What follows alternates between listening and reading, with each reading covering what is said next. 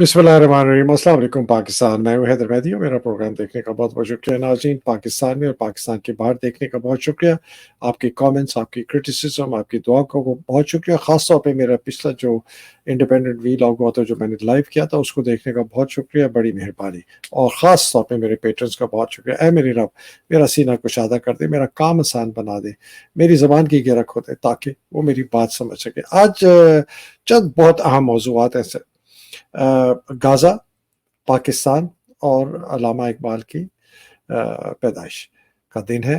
उस पर बात करेंगे none other than the great doctor Zafar Bangi साहब। डॉक्टर साहब, welcome to the programme sir. अस्सलाम वालेकुम हैदर और आपके नाज़रीन को भी मेरा सलाम।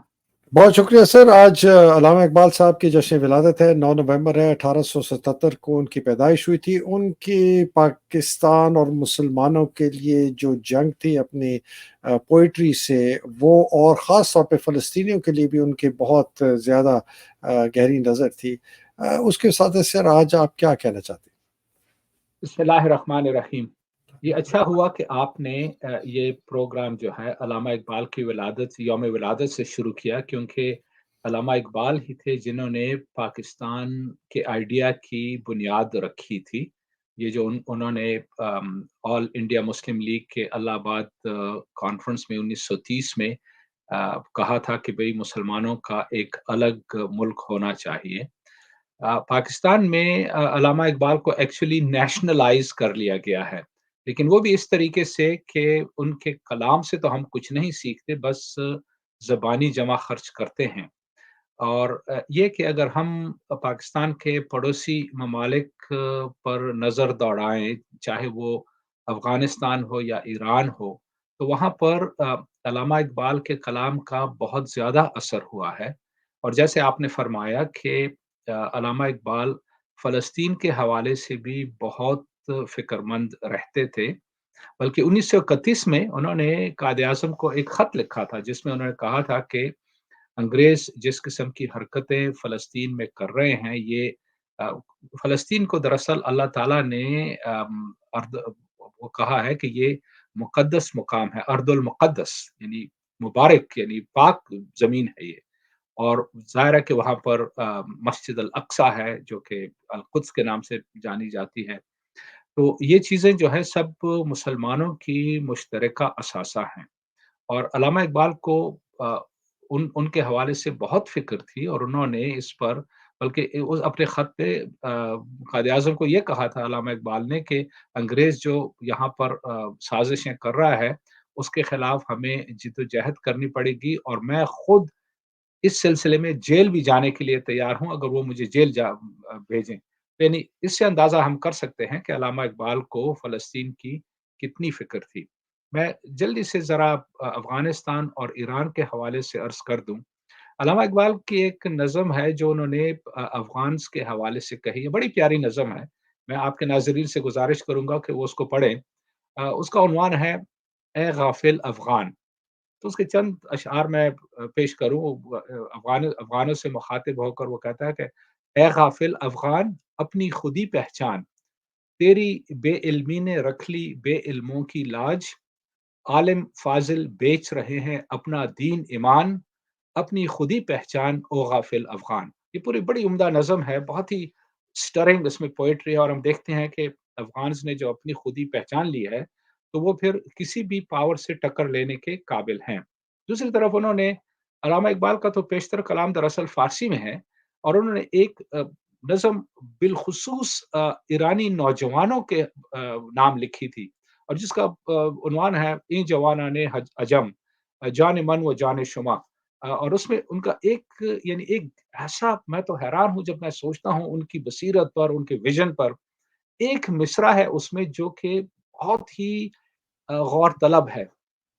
वो कहते हैं, मी रसद मर्दी की ज़ंजीरे गुलामा बिश कुनद, दीद अम अज़ रूज़ने दीवार ज़िंदाने शुमा। उसका उर्दू का तर्जुमा ज़ाहिर है कि बहुत से नाज़रीन को मालूम भी होगा, लेकिन मुख्तसर सा तर्जुमा ये है कि वो कहता है कि एक शख्स आएगा जो तुम्हारी गुलामी की ज़ंजीरें तोड़ेगा। ये ईरानी नौजवानों से मुखातिब होकर कहते हैं। और फिर कहते हैं कि मैं तुम्हारे जेल की दीवार की खिड़की से देख रहा हूँ कि ये आने वाला है वाक़या।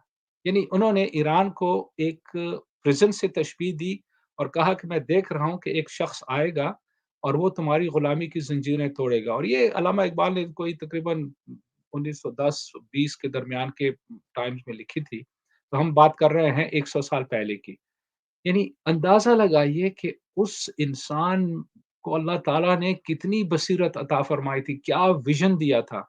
और हम देखते हैं हमारे मुल्क में बदकिस्मती से बस ये बयानात दे देते हैं, लेकिन अल्लामा इक़बाल के कलाम पर कोई अमल नहीं करते, कोई तवज्जो नहीं देते और इसी वजह से हमारी ये हालत है। उन्होंने बिलख़ुसूस दरअसल नौजवानों को मुख़ातिब किया था बार-बार और वो नौजवानों को तलकीन देते थे कि वो उठ खड़े हों, उनमें हिम्मत पैदा हो, उनमें बेदारी पैदा हो ताकि वो अपना जो फ्यूचर है खुद तयन कर सकें बजाए इसके कि किसी के टुकड़ों पर पले। तो ये चीज़ें जो हैं हमें नज़र में रखनी चाहिए और इन पर गौर करना चाहिए और उन पर अमल करना चाहिए। सर ये अल्लामा इकबाल साहब की जितनी शायरी है जो कि एक बहुत ही मार्शल कह दें या मिलिटेंट एस्पेक्ट है उनकी शायरी का, उनका बहुत एक खैर ट्रांसेंडेंटल और सूफियाना कलाम भी है, लेकिन उनकी जो ये मिलिटेंट और मार्शल शायरी का हिस्सा है, ये पाकिस्तान में ना स्कूलों में इस तरीके से पढ़ाई गई, जिस तरीके से पढ़ाना जाता है कि हम इससे इंस्पिरेशन लें, इसकी क्या वजह थी? देखिए ना, बात ये है कि अगर पाकिस्तान में अल्लामा इक़बाल के ये जो मार्शल जो वो है उसको पढ़ाया जाए तो ये जो लोग इक़्तिदार पर काबिज़ हुए हैं, जो पाकिस्तान का खून चूस रहे हैं और लोगों की हड्डियाँ लोगों का गोश्त नोच रहे हैं, तो फिर तो उनका मुस्तक़बिल तारीक होगा। क्योंकि देखिए ना, अल्लामा इक़बाल ने तो नौजवानों से मुख़ातिब होकर कहा है कि खुदा तुझे किसी तूफ़ान से आशना कर दे कि तेरे बहर की मौजों में इज़्तिराब नहीं। तो वो तो आहा! रेवोल्यूशन चाहते हैं। वो तो नहीं चाहते कि जनाब आप खामोशी से बैठ जाएँ। हमें क्या पढ़ाया जाता है, लब पे आती है दुआ बन के तमन्ना मेरी। चलिए हुँ, ठीक है, वो तो बच्चों के लिए है, लेकिन ये कि अल्लामा इक़बाल का जो एक्चुअल जो कलाम है, जो लोगों को बेदार करने के लिए जो कलाम है, उसको पसे-पुश डाल दिया है। हालाँकि वो नौजवानों से कहते हैं अ वो कहते हैं कि मोहब्बत मुझे उन जवानों से है सितारों पे जो डालते हैं कमंद। लेकिन उससे वाह! भी बढ़कर वो कहते हैं कि जनाब अ अ अ, वो कहते हैं कि सितारों से आगे जहाँ और भी हैं, अभी इश्क के इम्तिहान और भी हैं। तो यानी वो तो नौजवानों को कहते हैं कि अपनी नज़र बहुत बुलंद रखो। इस दुनिया से चिपक कर ना रहो, जिद्दोजहद करो, स्ट्रगल करो। लेकिन ये कि ये चीज़ें अगर हमारे मसलन उसमें पढ़ाई जाएँ सिलेबस में, तो लोगों में एक रिवॉल्यूशनरी जज़्बा पैदा होगा। और मैं हुँ, ये भी अर्ज़ कर दूँ कि देखिए ये सूफ़ियाना कलाम और रिवॉल्यूशनरी जो है ना, ये मुतज़ाद चीज़ें नहीं हैं। नहीं है, दरअसल हाँ।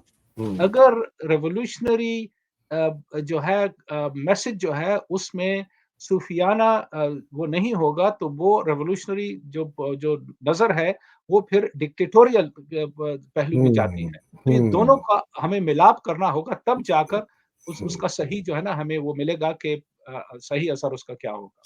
और सर यही वजह है कि अल्लामा इकबाल से इमरान खान इतना इंस्पायर हुआ है कि वो बार-बार अपनी तकरीरों में अल्लामा इकबाल का हवाला देते हैं, उनके पैगाम का हवाला देते हैं, उनकी शायरी का हवाला देते हैं और यूथ को बेदार करने की उन्होंने बहुत कोशिश की जिसमें वो उन्होंने कामयाबी हासिल की। सर आगे चल के मैं पाकिस्तान की बात आखिर में करूँगा, लेकिन ज़रा गाज़ा और हमास और इज़राइल के मुतालिक कुछ बात की जाए। कुछ थोड़ी मैंने रिसर्च की, ये मैं आपके सामने एक स्लाइड पेश करना चाहता हूँ, जिससे हमें पता चलता है कि इज़राइल की जो फ़ौज है, उसकी ताकत जो है, वो कितनी है। या मैंने कुछ बातें की हैं, उनकी एक्टिव जो फ़ौज हर वक़्त मौजूद होती है, 1,70,000 की होती है। उनके पास हर साल 50,000 मर्द और 50,000 औरतें आती हैं, तो लाख और बंदा आता है, तो उनका 2,70,000 की फ़ौज मौजूद होती है हर साल। उनके पास 5 लाख के एक्टिव रिज़र्व होते हैं, लेकिन अगर कोई बहुत ज़्यादा इमरजेंसी हो जाए, तो वो तकरीबन 24 लाख मर्द और औरत जो हैं, वो ले आते हैं और उनकी पॉपुलेशन सिर्फ़ 9,50,000 है। सॉरी 90,50,000। اور جناب ان کی یہ کرتے کس طریقے سے، ان کی کمپلسری ملٹری سروس جو ہے مردوں کے لیے 3 سال ہے، عورتوں کے لیے 2 سال ہے، اور عورتیں جو ہیں وہ 1 سال اور اپنے والنٹیئر کر کے بڑھا سکتی ہیں۔ اگر 27 سال سے زیادہ کی عمر کا کوئی ہے جس نے نہیں کی، جو کہ خاص طور پہ ان کی جو امیگرنٹس آتے ہیں وہ 2 سال یا 1.5 سال کرتے ہیں، اور اس طریقے سے ان کے جو ہر وقت موجود ریزروز ہوتے ہیں 40 سے 50 سال کے درمیان وہ ہوتے ہیں، جو کہ ڈپینڈنگ کرتا ہے کس عام میں سرو کریں۔ ہر سال 36 دن کے لیے وہ آتی ہیں ٹریننگ لینے کے لیے۔ وہ اپنی تقریباً 1/4 پاپولیشن جو ہے نا وہ ایکٹیو ریزرو ڈیوٹی پر ہے۔ یہ اثر اسرائیل آرمی کی طاقت۔ اب اس کو دیکھتے ہوئے، اور جو آپ اس وقت دیکھ رہے ہیں کہ اسرائیل نے غزہ کو 3 ٹکڑوں میں کر دیا، 2 کے بجائے بھی 3 ٹکڑوں میں کر دیا ہے، اور گراؤنڈ آپریشن بھی شروع کر دیا ہے، اور یہ گراؤنڈ آپریشن لگتا ہے کہ اس میں وہ قبضہ کرنے میں ان کو جو ہے وہ قابو کر لیں گے۔ تو یہ آپ آگے کس طرح چلتے دیکھتے ہیں؟ جی دیکھیے، ایک پہلی بات تو یہ ہے کہ اسرائیل جو ہے ایک ملٹرسٹ اسٹیٹ ہے، اور انہوں نے اپنے وہ جو آس پاس کے جو ممالک ہیں ان سب کو تو پے در پے شکستیں دے کر بالکل اس کانفلکٹ سے نکال دیا ہے۔ اس میں سب سے بڑا جو ملک ہے وہ ایجپٹ ہے، اور جارڈن تو ویسے بھی انہیں کے زیر اثر رہ رہا ہے۔ اس کے بعد لے دے کر سیریا اور لیبنان رہ جاتے ہیں۔ لیبنان کی تو انفارچونیٹلی کوئی حیثیت ہی نہیں ہے۔ سیریا میں بھی جو انہوں نے امریکہ اور ان کے حواریوں نے مل کر جو حشر کیا 2012 سے اب تک، تو سیریا کو بھی تباہ کر دیا۔ یعنی جتنے بھی ایکچوئل ایکٹیو فرنٹس ہو سکتے تھے، جو ایکچوئل ایز اے بیس سرو کر سکتے تھے اسرائیل کے خلاف، تو ان کو تو نیوٹرلائز کر دیا گیا ہے۔ اب لے دے کر جناب رہ گیا ہے آپ کے پاس حزب اللہ لیبنان میں، اور اس کے بعد حماس اور اسلامک جہاد فلسطین میں، وہ بھی بنیادی طور پر غزہ میں مقید ہو کر رہ گئے ہیں، کیونکہ ویسٹ بینک میں تو انہوں نے یہ جو فلسطینین اتھارٹی ہے ان کے حوالے کی ہے ساری پاور۔ وہ ان کے پٹھو ہیں امریکہ اور اسرائیل کے، ان کو تو پیسے انہی سے ملتے ہیں۔ بلکہ فلسطینین اتھارٹی، یہ جو محمود عباس کے لوگ ہیں، وہ تو باقاعدہ مخبری کرتے ہیں اسرائیل کے لیے اپنے لوگوں کے خلاف۔ یعنی انہوں نے یہ اپنے پالتو کتے وہاں پر رکھے ہوئے ہیں، جس کی وجہ سے وہ فلسطینیوں کو ویسٹ بینک میں دبا رہے ہیں۔ آپ کے ناظرین کے علم میں ہوگا کہ 2005 میں غزہ پٹی میں اسرائیل کے خلاف جو مزاحمت ہوتی رہی 1967 سے لے کر 2005 تک، تو اسرائیل کو مجبوراً وہاں سے نکلنا پڑا، اپنی فوجوں کو غزہ پٹی سے نکالنا پڑا 2005 میں۔ اور انہوں نے یوں کیا کہ وہاں سے تو نکل گئے، لیکن چاروں طرف سے غزہ پٹی پر انہوں نے گھیرا ڈال دیا۔ صرف ایک ہی آؤٹ لیٹ ہے غزہ پٹی کا، جو کہ ایجپٹ کی طرف جاتا ہے سائنائی پیننسولا میں، جس کو رفح کراسنگ کہتے ہیں۔ ظاہر ہے جب ایجپٹ بھی ان کے اس میں ہے، کنٹرول میں ہے اسرائیل اور امریکہ کے، تو ایجپٹ نے تو کچھ نہیں کرنا فلسطینیوں کے لیے۔ اچھا، اب جو ہے اس کے بعد غزہ پٹی میں 2006 میں انتخابات ہوئے، اور اس میں حماس ابھر کر اقتدار میں آئے۔ انہوں نے ایکچولی مشترکہ اقتدار کیا تھا فلسطینین اتھارٹی کے ساتھ، لیکن فلسطینین اتھارٹی کے جو لوگ تھے وہ چونکہ اسرائیل کے ساتھ ملے ہوئے تھے، تو الٹیمیٹلی ان میں بھی کانفلکٹ ہو گئی، وہ بھاگ گئے وہاں سے، ان کو بھگا دیا حماس نے۔ تو 2007 میں حماس نے مکمل کنٹرول لیا۔ اس زمانے میں حماس بیچاروں کے پاس کچھ بھی نہیں تھا، بس وہ فرسٹریٹڈ تو تھے لیکن کچھ نہیں کر سکتے تھے، لیکن پھر بھی وہ تھوڑی بہت مزاحمت کرتے رہے۔ اس وقت جو حماس کی سچویشن ہے وہ یہ ہے کہ 2007 سے لے کر اب تک ان کو ایران نے کافی جو ہے ٹیکنیکل نو ہاؤ سپلائی کیا، کیونکہ ویپنز تو ان کو بھیج نہیں سکتے تھے، بہت ہی یعنی چونکہ چاروں طرف سے گھرا ہوا ہے یہ جو ہے غزہ پٹی گھری ہوئی ہے، تو وہاں تو ڈائریکٹلی آپ کچھ نہیں بھیج سکتے، نہ کوئی ایئرپورٹ ہے نہ سی پورٹ ہے، کچھ بھی نہیں ہے۔ سی کا جو ایریا ہے وہ اسرائیل کی نیوی نے سب کنٹرول کیا ہوا ہے۔ تو ایران نے ان کو کچھ نو ہاؤ سپلائی کر دیا تھا، اور اس نو ہاؤ کی وجہ سے، اور یہ جو ہم نے دیکھا کہ 7 اکتوبر کو حماس نے جو آپریشن کیا، تو اس نے سب کو حیران کر کے رکھ دیا کہ یہ کیسے ممکن ہے کہ ایک جو ہے کیا کہتے ہیں گوریلا فورس جو ہے اس قسم کا سوفسٹیکیٹڈ آپریشن وہ لانچ کر سکتے ہیں۔ اس میں کوئی شک نہیں کہ اسرائیل کے پاس بے تحاشا طاقت ہے، ڈسٹرکٹیو پاور ہے، एयर फोर्स की भी, टैंकों की भी, बख्तरबंद गाड़ियों की भी। लेकिन अगर वो गज़ा पट्टी पर कब्ज़ा करना चाहें तो उनको you know every street, every tunnel लड़ाई लड़नी पड़ेगी। और हमास के हाथ में एक और चीज़ जो है वो ये है कि तकरीबन कोई 300 के करीब इस्राएली और फ़ॉरेन जो प्रिज़नर्स हैं वो उनके कंट्रोल में हैं। हमास ने कहा है कि तकरीबन कोई 60-62 के करीब ये प्रिज़नर जो हैं इस्राएली बमबारी में हलाक हुए हैं। लेकिन ये कि फिर भी वो रह जाते हैं तकरीबन कोई 240-244 के लगभग। तो ये एक बहुत बड़ा कार्ड है हमास के हाथ में। और मुझे नहीं लगता कि इसराइल जो है मुकम्मल कब्ज़ा कर पाएगा गज़ा पट्टी पर, क्योंकि देखिए ना, बात ये है कि अगर वो हमास को ख़त्म भी कर दें, तो इसका ये मतलब तो नहीं कि फ़लस्तीनियों का गम और गुस्सा जो है वो ख़त्म हो जाएगा। वरना ये कि वो 2007 या 2005 से भी पहले तो इसराइल के खिलाफ जिद्दोजहद कर रहे थे। सिर्फ़ हमास तो नहीं इन्वॉल्व था उस जिद्दोजहद में, आम लोग भी उसमें शामिल थे। अभी भी आम लोग भी शामिल होते हैं क्योंकि उनको इतनी नफ़रत है इसराइली बर्बरियत से, इसराइल की ये जो ज़ालिमाना हरकतें हैं कि वो कभी भी गिव अप नहीं करेंगे। तो इसलिए चाहे इसराइल उस पर कब्ज़ा कर भी ले, लेकिन वो फ़लस्तीनियों को सबड्यू नहीं कर सकते। एक एक बात मैं और अर्ज़ कर दूँ कि अब जो है ना सिचुएशन बदल गई है और अब अमेरिका ये कोशिश कर रहा है कि किसी तरीके से पैलेस्टीनियन अथॉरिटी को दोबारा वो यहाँ पर लेके आ जाएँ। लेकिन मैं नहीं समझता कि जो गज़ा पट्टी के लोग हैं वो पैलेस्टीनियन अथॉरिटी को एक्सेप्ट करेंगे। अभी 2 दिन पहले 1 दिन पहले ही ये जो टोक्यो में G7 की समिट हुई थी, उसमें US secretary of state Anthony Blinken ने ये शोषा छोड़ा था कि जी, अब जो है हमें फ्यूचर का देखना चाहिए and there should be a Palestinian state, और जो वेस्ट बैंक और गजा जो है और उनके दरमियान एक लिंक भी हो, ये ना हो कि वो दूसरे एक दूसरे से कटे हुए हों। ये आइडियाज वो फ्लोट कर रहे हैं, लेकिन मुझे नहीं लगता कि ये कहीं बात आगे बढ़ेगी, क्योंकि ये लोग सब दोगले हैं, धोखेबाज हैं, झूठ बोलते हैं, अपना वक्ती तौर पर जो उन्होंने अपना उल्लू सीधा करना होता है वो कर देते हैं, उसके बाद आंखें मोड़ लेते हैं। क्योंकि आफ्टर ऑल हमने देखा है ना कि ना 1993 में ऑस्लो अकॉर्ड्स भी तो हुए, जिसमें फ़लस्तीनियों ने इसराइल को तस्लीम कर लिया, यासिर अराफ़ात ने। लेकिन उसके बाद क्या हुआ? जो कुछ इसराइल ने करना था कि भई जिन्होंने चीज़ें पूरी करनी थी, वो कोई नहीं की उन्होंने। तो उस लिहाज से मैं नहीं देखता कि ये सिचुएशन किसी पॉज़िटिव डायरेक्शन में जाएगी और ये जद्दोजहद जारी रहेगी इंशाअल्लाह। सर, ये जो आपने बात की ना, मेरा जो फ़ौजी दिमाग है, वो कभी-कभी वो जागता है। फ़ौजी दिमाग मेरा कहता है कि शॉर्ट टर्म में जो मिलिट्री कंपोनेंट है ना, जिसको काइनेटिक कहते हैं, वो जंग जो है, वो इज़राइल अगर जीत नहीं सकता, तो कम से कम वो वक़्ती तौर पर इसके ऊपर काबू कर लेगा। लेकिन लॉन्ग टर्म में मैं जिस तरह आपकी बात है ना कि फ़लस्तीनी हार नहीं मानेंगे, और इसका बहुत बड़ा इन्हिसार जो है, वो है कि अगर उनका जो है नॉर्दर्न फ्रंट खुले।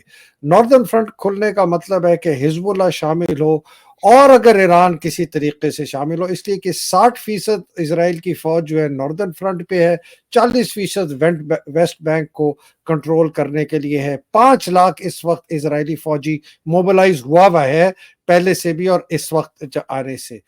तो एक तज्जिया ये किया जा रहा है कि ईरान इसमें शायद नहीं जाएगा, इसलिए कि उसको खदशा है कि उसके बाद ये एक जो आर्मागेडन कहते हैं ना, ये फिर इज़राइल ईरान की जंग शुरू हो जाएगी और इसमें कुछ भी नहीं बचेगा। उसको अपने $6 बिलियन जो है एस्क्रो में हैं, वो भी शायद उनको उस पर नज़र है कि वो हमें मिल जाएँ अमेरिका से। हिजबुल्लाह के ऊपर बहुत प्रेशर है लेबनान के अंदर से, क्या है वो लेबनान फिर भी तबाह हो जाएगा, बचेगा कोई नहीं, तो शायद ये ना आए। इसके मुतालिक आपका क्या तज्जिया है? जी। देखिए ना, बात ये है कि ये जो ईरान के पैसों की बात है, मेरा ख़्याल है कि ईरान को पैसों की कोई परवाह नहीं है। यानी है तो सही, लेकिन ये कि इतनी नहीं है कि वो फ़लस्तीनियों को कुर्बान कर दें। क्योंकि देखिए, ईरान जो है 40 साल से फ़लस्तीनियों की हिमायत में आवाज़ उठा रहा है, जबकि कोई भी मुल्क फ़लस्तीनियों की हिमायत नहीं करता था। ईरान ही वाहिद मुल्क है, और इसका जो है ना फ़लस्तीनी जो रहनुमा हैं, उन्होंने भी इस बात का बार-बार ज़िक्र किया है कि हमारे पास जो भी असला है, जो भी हमारे पास टेक्निक्स हैं, जो भी कुछ है, वो सब ईरान ने हमें सप्लाई की हैं।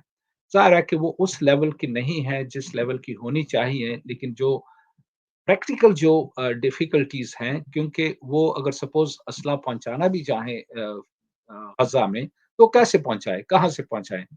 شروع میں جب حماس نے ٹیک اوور کر لیا تھا غزہ پٹی پہ، میں یہ عرض کر دوں کہ ایران کے جو جنگی جہاز جو تھے وہ دراصل آ کر آ، غزہ پٹی کے قریب آتے تھے۔ وہاں پر ہوتا یوں ہے نا کہ جب ٹائڈ اندر آتی ہے تو وہ وہاں اس کے ساتھ جو بھی کچھ ہوتا ہے وہ بھی ساتھ آ کر اس پر شور پر آ جاتا ہے۔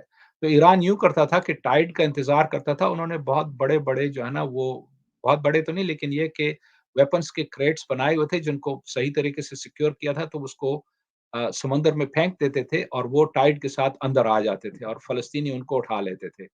ظاہر ہے کہ اسرائیل کو پتہ چل گیا اس کا، تو اسرائیل نے کیا کیا کہ ایک تو یہ کہ وہاں پر اپنا نیول جو پریزنس بڑھا دیا، بلاکیڈ دوسرا یہ بناتی ہے، کہ ناکہ بندی کرتی بالکل۔ ناکہ بندی کر دی، دوسرا یہ کہ جو انٹرنیشنل لا میں ایک خطے کو 12 ناٹیکل مائلز تک باہر کا وہ سی کا وہ علاقہ آ، ملتا ہے، اسرائیل نے اس کو پہلے 3 ناٹیکل مائلز تک ریڈیوس کیا، آج کل تو صرف 1 ناٹیکل مائل تک رکھا ہے۔ یعنی فلسطینی جو ہیں وہ تو اب ظاہر ہے کہ کچھ وہاں سے تو حاصل نہیں کر سکتے، وہ 1 ناٹیکل مائل میں فشنگ کرتے ہیں، وہ بھی کنٹامینیٹڈ ہوتے ہیں، بری حالت ہے۔ یعنی ایران کے پاس کوئی ذریعہ نہیں ہے کہ وہ فلسطینیوں کو کچھ ڈائریکٹ مدد پہنچا سکیں، وہ نو ہاؤ دے سکتے ہیں اور وہ کبھی بھی اس سے پیچھے نہیں ہٹیں گے۔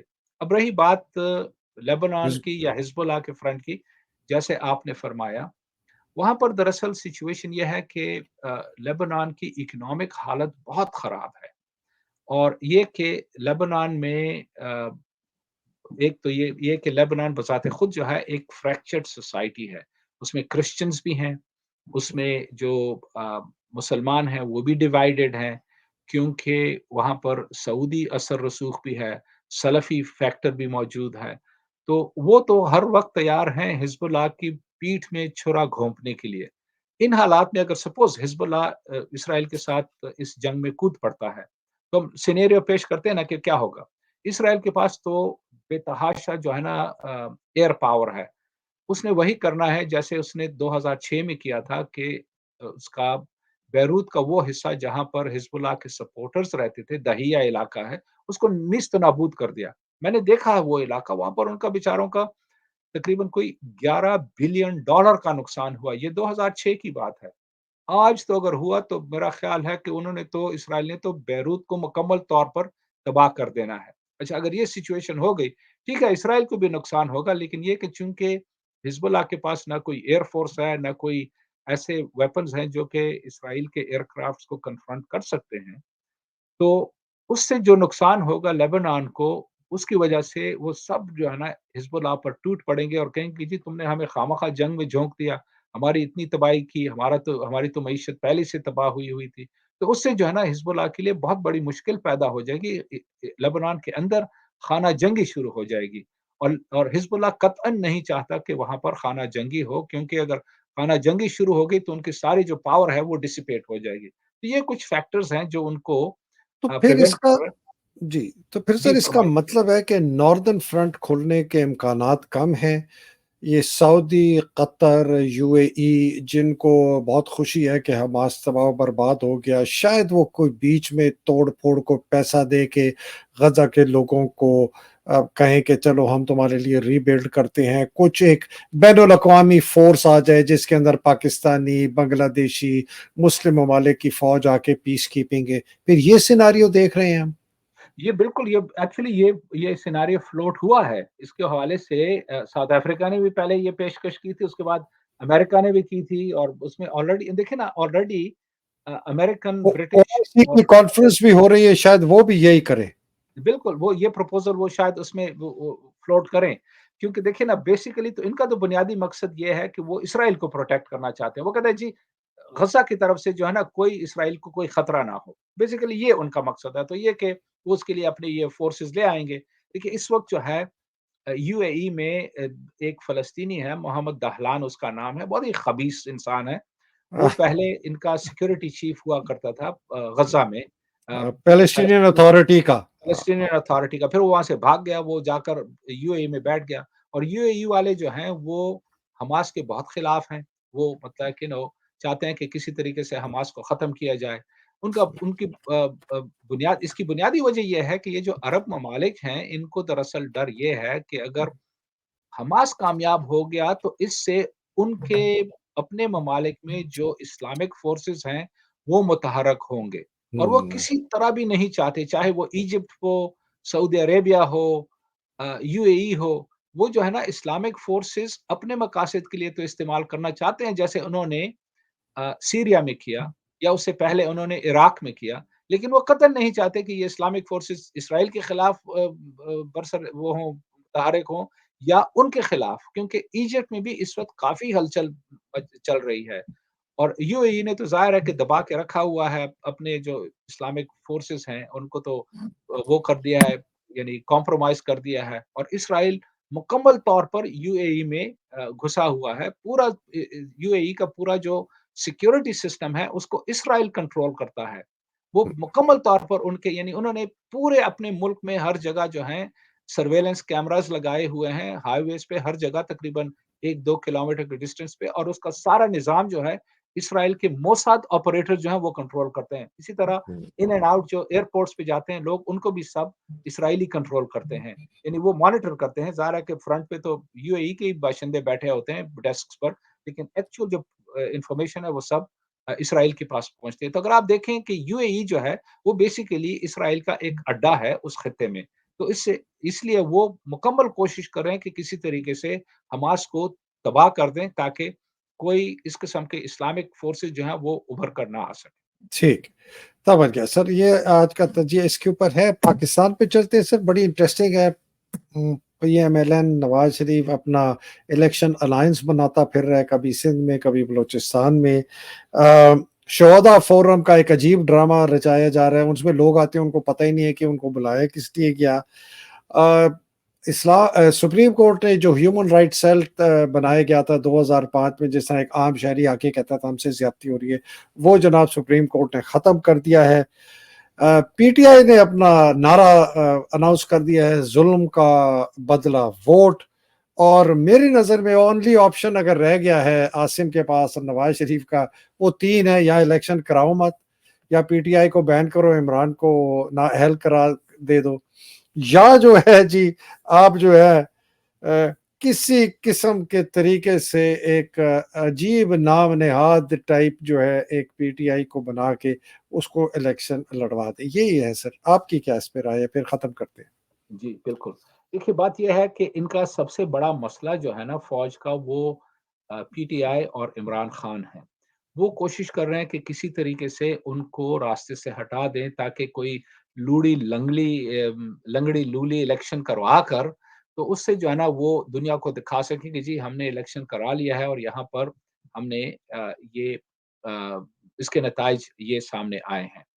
हमें देखना ये होगा कि अगर वो देखें कि ये इनका मंसूबा कामयाब नहीं हो रहा कि वो इमरान खान को या पीटीआई को मुकम्मल तौर पर इलेक्शन से बाहर करें, तो फिर देखिएगा हमें इस पर नज़र रखनी होगी कि पाकिस्तान में ये टेररिज़्म के एक्टिविटीज़ बढ़ जाएँगी और वो कराएगी यही फ़ौज ही, ताकि लोगों के ज़हन में ये इम्प्रेशन क्रिएट किया जाए कि जी अब तो हालात बहुत ख़राब हैं, यहाँ पर टेररिज़्म बढ़ रही है, इन हालात में तो इलेक्शंस हो ही नहीं सकते। तो इस लिहाज से वो बिल्कुल इलेक्शन को ही सैबोटाज कर देंगे।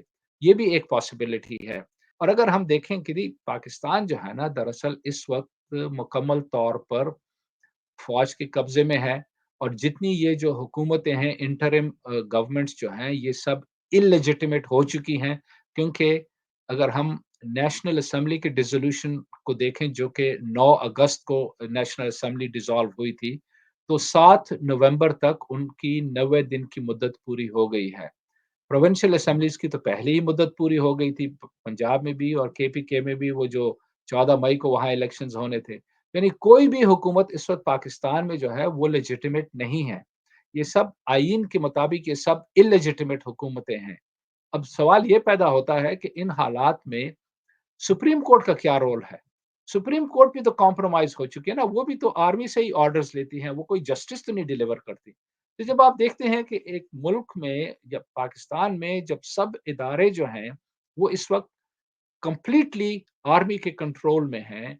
और जब हम देखते हैं कि जितने भी ये जो उन्होंने नाटक रचाया हुआ है, चाहे वो केयरटेकर गवर्नमेंट प्रोविंसेस में हो या केयरटेकर गवर्नमेंट फेडरल लेवल पे हो, ये सब इनकी मुद्दत खत्म हो चुकी है, तो ये सब इलेजिटिमेट है।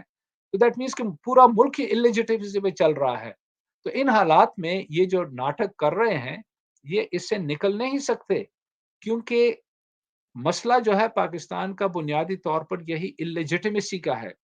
ये सिस्टम इलेजिटिमेट है, इस वक़्त जो कुछ हो रहा है इलेजिटिमेट है, वहाँ पर सियासी इस्तेहकाम नहीं है, और सियासी इस्तेहकाम जब तक नहीं होगा, इकॉनमी ठीक नहीं होगी, तो ये मुल्क डाउनवर्ड स्पाइरल पे चलता चला जाएगा।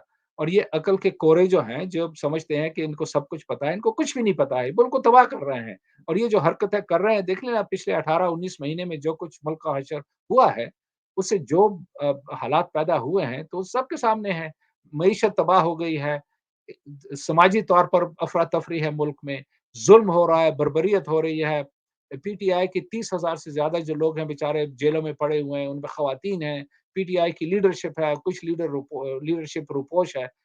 इन हालात में फिर भी वो इमरान खान का वोट बैंक तोड़ने में नाकाम रहे हैं। वो हम्म, नहीं कर सक रहे हैं, उनको पता है कि इमरान अगर इलेक्शन हुए, फेयर इलेक्शन हुए और इमरान खान और पीटीआई उसमें शामिल हुए, तो वो क्लीन स्वीप करेंगे। बिल्कुल इससे सही, सबसे बड़ा खदशा उनको।